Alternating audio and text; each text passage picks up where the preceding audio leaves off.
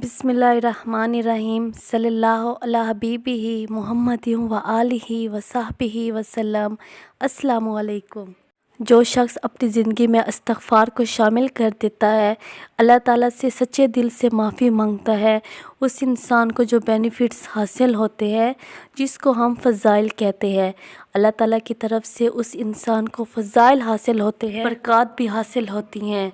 सारी परेशानियाँ अल्लाह ताला ख़ुद ख़त्म कर देते हैं उस इंसान से।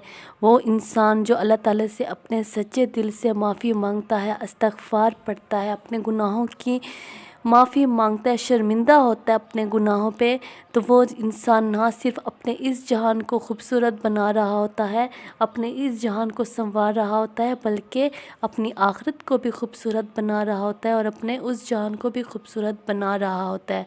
इस्तग़फ़ार पढ़ने से जो हमें दर्जात मिलते हैं, जो हमें नेकियां मिलती हैं, उसका अंदाज़ा भी हम नहीं लगा सकते। अल्लाह ताला को इस्तग़फ़ार करने वाला बड़ा पसंद है।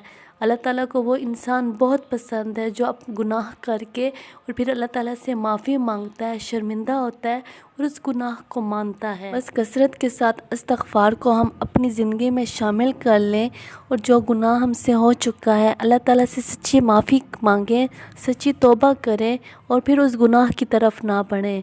अल्लाह ताला सारी परेशानियाँ इस्तग़फ़ार पढ़ने की वजह से ख़त्म कर देता है।